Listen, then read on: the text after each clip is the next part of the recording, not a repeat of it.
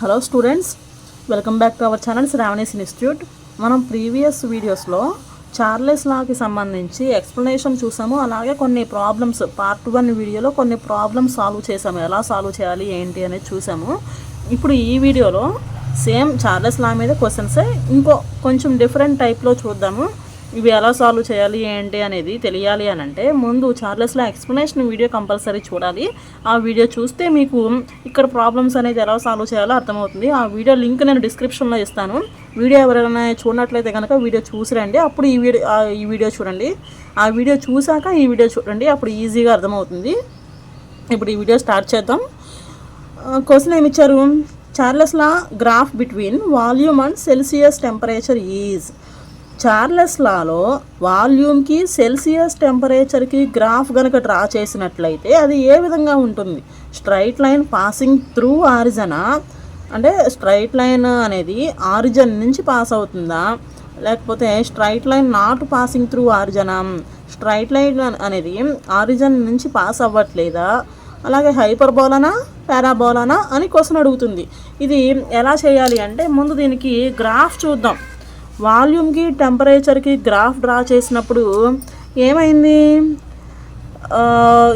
ఈ లైన్స్ అనేవి straight lines అనేవి వస్తున్నాయి. ఆ స్ట్రైట్ లైన్స్ అన్ని ఎక్కడ కలిసినాయి? ఒక పాయింట్ దగ్గర కలిసినాయి. ఆ పాయింట్ దగ్గర -273.15 డిగ్రీ సెల్సియస్ ఉంటుంది కదా. అక్కడ వాల్యూమ్ ఎంత అయింది? ఈ -273 డిగ్రీ సెల్సియస్ దగ్గర వాల్యూమ్ ఎంత ఉంటుంది? వాల్యూమ్ వాల్యూ 0 ఉంటుంది.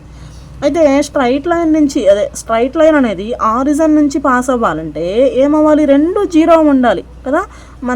మీకు గ్రాఫ్ కనుక ఐడియా ఉన్నట్లయితే ఇది అర్థమవుతుంది. వాల్యూమ్కి టెంపరేచర్ కంటే ఎక్స్ యాక్సిస్కి వై యాక్సిస్కి రీడింగ్ మనం ఎట్లా ఇస్తాం? ఇక్కడ 0 నుంచి స్టార్ట్ చేస్తాం కదా. 0 0 నెక్స్ట్ 1 2 3 లేకపోతే ఇట్లా వాల్యూస్ ఇచ్చుకుంటూ వెళ్తాం. అయితే దీన్ని ఆరిజన్ అంటారు. దీని నుంచి పాస్ అవ్వాలంటే ఏమవ్వాలి? ఎక్స్ వాల్యూ 0 ఉండాలి, వై వాల్యూ కూడా 0 ఉండాలి. అప్పుడు మాత్రమే ఆరిజన్ నుంచి పాస్ అవుతుంది. కానీ మనకి ఇక్కడ ఎక్స్ వాల్యూ అంటే టెంపరేచర్ వాల్యూ ఎంత ఉంటుంది? 273 ఉంటుంది. 0 అవ్వట్లేదు టెంపరేచర్ అనేది. వాల్యూమ్ 0 అవుతుంది కానీ టెంపరేచర్ 0 అవ్వట్లా.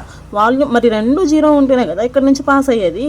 వాల్యూమ్ 0 అవుతుంది కానీ టెంపరేచర్ అనేది 0 అవ్వట్లా. ఎంత ఉంటుంది? -273 ఉంటుంది. సో స్ట్రైట్ లైన్ అనేది ఆరిజన్ నుంచి పాస్ అవుతుందా? అవ్వట్లేదు. ఆరిజన్ కంటే కొంచెం ముందు నుంచి వెళ్తుంది స్ట్రైట్ లైన్. ఆరిజన్ నుంచి పాస్ అవ్వట్లేదు. ఎప్పుడు? సెల్సియస్ టెంపరేచర్కి డ్రా చేసినప్పుడు. అదే ఒకవేళ కెల్విన్ టెంపరేచర్కి మనకి చార్లెస్ లా ఎక్స్ప్లెనేషన్ వీడియోలో చూసాం 2 రకాల టెంపరేచర్స్ ఉంటాయి అని చెప్పి. కెల్విన్ టెంపరేచర్లో అయితే టెంపరేచర్ 0 ఉంటుంది, వాల్యూమ్ 0 ఉంటుంది. అప్పుడు స్ట్రైట్ లైన్ నుంచి అప్పుడు ఆరిజన్ నుంచి పాస్ అవుతుంది స్ట్రైట్ లైన్. బట్ సెల్సియస్ టెంపరేచర్కి వచ్చేసరికి టెంపరేచర్ అనేది 0 అవ్వట్లేదు, -273 ఉంటుంది. ఎప్పుడు? వాల్యూమ్ 0 అయినప్పుడు టెంపరేచర్ 0 అవ్వట్లేదు, -273 ఉంటుంది. కాబట్టి 2 0 అవ్వట్లేదు కాబట్టి ఇది ఆరిజన్ నుంచి పాస్ అవ్వదన్నమాట. అంటే ఆన్సర్ ఏంటిది? Straight line not passing through origin. ఎప్పుడు? సెల్సియస్ టెంపరేచర్లో. ఇలాంటి క్వశ్చన్ మనకి ఎంసెట్లో కన్ఫామ్గా ఇస్తారు. సో మీరు ఈ గ్రాఫ్కి సంబంధించిన క్వశ్చన్ ఇచ్చినప్పుడు అది సెల్సియస్ టెంపరేచర్లో అడిగారా, కెల్విన్ టెంపరేచర్లో అడిగారా అనేది మీరు క్లారిటీగా చూడాలి. చూసి అప్పుడు ఆన్సర్ నాట్ పాసింగ్ త్రూ ఆరిజన్నా పాసింగ్ త్రూ ఆరిజన్నా అనేది చూసుకొని ఆన్సర్ ఇవ్వాలి. Next question, the temperature at which volume of an ideal gas theoretically becomes 0 is called. A temperature దగ్గర అయితే వాల్యూము 0 అవుతుందో ఆ టెంపరేచర్ని ఏమంటారు అని క్వశ్చన్ అడుగుతున్నారు. దీనికి మళ్ళీ మనం గ్రాఫ్ చూడాలి. గ్రాఫ్లో ఏమవుతుంది? ఈ వచ్చిన స్ట్రైట్ లైన్స్ అన్నీ కూడా ఎక్కడ కలుస్తున్నాయి అని చెప్పుకున్నాం? -273 దగ్గర కలుస్తున్నాయి అని చెప్పుకున్నాం. దాన్ని ఏమని అంటారంటే ఈ -273 దగ్గర వాల్యూమ్ ఎంత అవుతుంది? 0 అవుతుంది అని చెప్పుకున్నాం. దీన్ని అబ్సల్యూట్ 0 అంటాము. Okay, the temperature at which volume of an ideal gas theoretically becomes 0 is called absolute 0. ఇవన్నీ కూడా మనకి థియరీ క్వశ్చన్స్ అర్థం అవ్వాలి అంటే కంపల్సరీ ఎక్స్ప్లెనేషన్ వీడియో చూడాలి. ఎక్స్ప్లెనేషన్ వీడియోలో మీకు క్లియర్గా అర్థమవుతుంది. ఇప్పుడు నెక్స్ట్ క్వశ్చన్లోకి వెళ్ళిపోదామండి. క్వశ్చన్ ఏం అడిగారు? If volume versus temperature graph is extended backward, it cuts temperature axis at.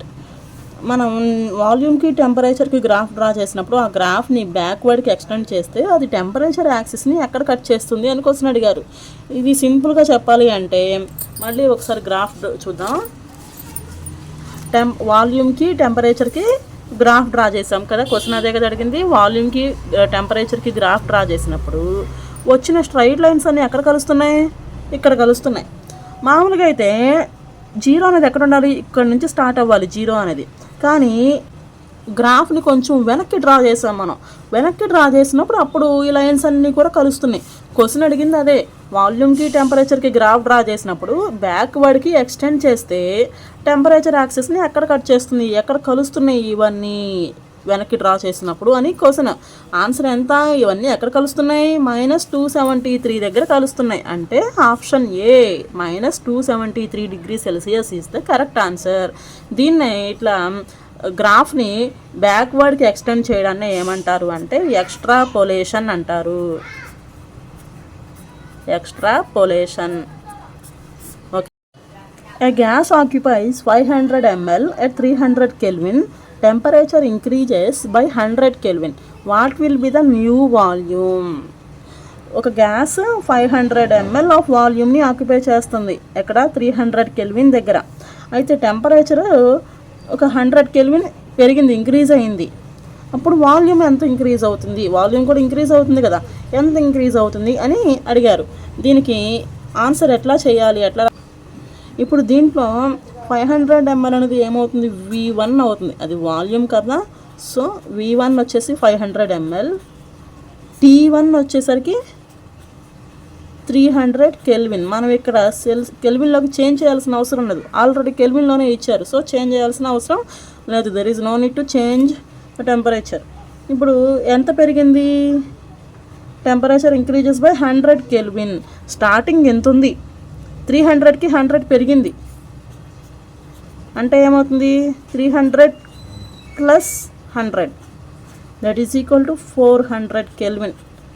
అర్థమైందా? స్టార్టింగ్ ఎంత ఉందండి? 300 ఉంది. 300కి ఇంకో 100 పెరిగింది. అంటే 300 + 100 400 కెల్విన్. అది T2 అవుతుంది. ఇప్పుడు V2ని క్యాలిక్యులేట్ చేయాలి. V2ని క్యాలిక్యులేట్ చేయాలి. ఫార్ములా ఎంత? V1/V2 is equal to T1/T2. మనకి దీంట్లో కావాల్సింది ఏంటిది? V2 కావాలి కదా. సో వీటిని మనకు ఆన్సర్ రావాలంటే ఫస్ట్ క్రాస్ మల్టిప్లికేషన్ చేద్దాం. V2 into T1. V2 T1 is equal to V1 T2. V1 T2. ఇప్పుడు T1ని కూడా ఇటు పక్కకు తీసుకొద్దాం. ఇక్కడ ఇంటూలో ఉంది కాబట్టి ఈజ్ ఈక్వల్ టు అవతల పక్కకి వెళ్ళేసరికి V1 T2/T1 అయింది. ఈజ్ ఈక్వల్ టు అవతలకు వచ్చేసరికి బైలోకి వస్తుంది. ఇప్పుడు మనకి ఫార్ములా వచ్చింది. దీంట్లో ఇక్కడ ఇచ్చిన వాల్యూస్ అన్నీ మనం సబ్స్టిట్యూట్ చేద్దాం. V2 is equal to V1 ఎంతండి? 500. T2 ఎంతండి? 400. అలాగే T1 ఎంతండి? 300. ఈ రెండు జీరోస్ క్యాన్సిల్ అయినాయి. 500 × 4 ఎంత? 2000/3 చేయాలి. 3 6 * 18. మళ్ళీ 2 మిగులుతుంది, 0 తెచ్చుకుంటాం. మళ్ళీ 3 6 * 18. మళ్ళీ 2 మిగులుతుంది, 0 తెచ్చుకుంటాం. మళ్ళీ 6 కదా, 18. 3 6 * 18. మళ్ళీ 2 మిగులుతుంది. పాయింట్ పెట్టుకున్నాం అనుకోండి, ఇక్కడ 0 వస్తుంది. అంటే మళ్ళీ 6. సో అట్లా వెళ్తూ ఉంటుంది. అంటే ఆన్సర్ 666.66 ml. సో మనకి ఆప్షన్స్ ఏమైనా 566, 766, 867, 667 ml ఇచ్చారు. మనకు ఆన్సర్ ఎంత వచ్చింది? 666.66 ml వచ్చింది కదా. సో దాన్నే రఫ్గా 667 ml అని రాయొచ్చు. So option D is the correct answer. Next question చూడండి. A gas occupies 400 ml of volume at 27 degrees Celsius. If the temperature reduces by -73 degrees Celsius, what will be the new volume? ఒక gas యొక్క volume ఎంత అంటే V1 ఎంత? V1 వచ్చేసరికి 400 ml. T1 27 degree Celsius. Degree సెల్సియస్లో ఇచ్చారు అంటే ఏం చేయాలి? చార్లెస్లలో కెల్విన్లోకి చేంజ్ చేయాలి. కెల్విన్లోకి చేంజ్ చేయాలంటే +273 చేయాలి. అంటే 300 కెల్విన్. 27 + 273 ఎంత? 300 కెల్విన్. నెక్స్ట్ ఎంత ఇచ్చారు? -73 డిగ్రీ సెల్సియస్కి టెంపరేచర్ తగ్గిందంట. టెంపరేచర్ తగ్గిందంటే వాల్యూమ్ కూడా ఏమవ్వాలి? తగ్గాలి కదా. T2 ఇచ్చారు. T2 ఏమైంది? -73 డిగ్రీ సెల్సియస్. డిగ్రీ సెల్సియస్ని కెల్విన్లోకి చేంజ్ చేయాలంటే ఏం చేయాలి? +273 చేయాలి. ఇక్కడ ఒకటి ప్లస్ ఉంది, ఒకటి మైనస్ ఉంది. అంటే ఏం చేయాలి? ప్లస్ మైనస్ ఉంటే ఏం చేయాలి? మైనస్ చేయాలి. 273లో నుంచి 73 తీసేస్తే ఎంత? 200 కెల్విన్. ఇప్పుడు V2ని మనం క్యాలిక్యులేట్ చేయాలి. ఫార్ములా ఏంటి? V1/V2 = T1/T2. మనకి V2 కావాలి అంటే క్రాస్ మల్టిప్లికేషన్ చేయాలి. V2 T1 = V1 T2. ఇప్పుడు దీంట్లో వచ్చిన వాల్యూస్ అన్ని సబ్స్టిట్యూట్ చేద్దాం. ఇప్పుడు దీంట్లో T1 పక్కకు తీసుకొద్దాం. V2 = ఏమైతే V1 T2/T1 అయింది కదా. ఇప్పుడు దీంట్లో మనకు వచ్చిన వాల్యూస్ అన్ని సబ్స్టిట్యూట్ చేద్దాం. V1 ఎంత? 400 ఇంటూ T2 ఎంత? 200 బై T1 ఎంత? 300 = ఈ 2 zeros ఈ 2 zeros క్యాన్సిల్ అయినాయి అనుకోండి. ఏమవుతుంది? 4 × 2 8000/3. ఆన్సర్ ఎంత అవుతుంది?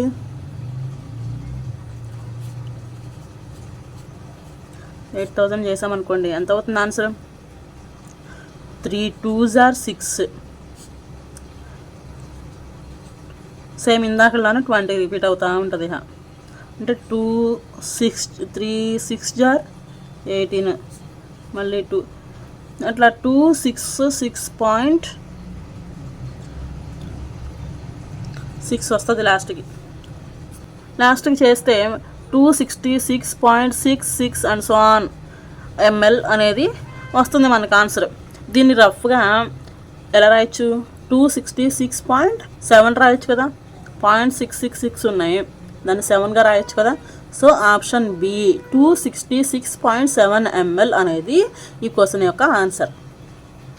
ఈ విధంగా మనకి చార్లెస్ లాకి సంబంధించిన క్వశ్చన్స్ కొన్ని థియరీ క్వశ్చన్స్ ఉన్నాయి, కొన్ని ప్రాబ్లమాటిక్ క్వశ్చన్స్ ఉన్నాయి. ప్రాబ్లమాటిక్ క్వశ్చన్స్కి ఏమో ఇట్లా ఈ ఫార్ములా యూస్ చేసుకొని ఆన్సర్ తీసుకురావాలి. థియరీ క్వశ్చన్స్ అన్నీ కూడా మీకు ఎక్స్ప్లెనేషన్ వీడియోలో క్లియర్గా ఎక్స్ప్లెయిన్ చేశాను. ఆ వీడియో చూస్తే మీకు అర్థమవుతుంది. సో ఇలాంటి క్వశ్చన్స్ వస్తూ ఉంటాయి. ఇలాంటి ఇంకా మరిన్ని ప్రాక్టీస్ క్వశ్చన్స్ కావాలి అంటే మన ఛానల్లో రెగ్యులర్గా అప్లోడ్ చేస్తూ ఉంటాను. మన ఛానల్ యొక్క అప్డేట్స్ అన్నీ కూడా మీ ఫోన్కి రావాలి అని అంటే ఛానల్ని సబ్స్క్రైబ్ చేసుకోండి. అలాగే బెల్ ఐకాన్ని ఆన్లో ఉంచుకోండి. వీడియో కనుక మీకు నచ్చినట్లయితే వీడియోని లైక్ చేయండి. Thank you for watching.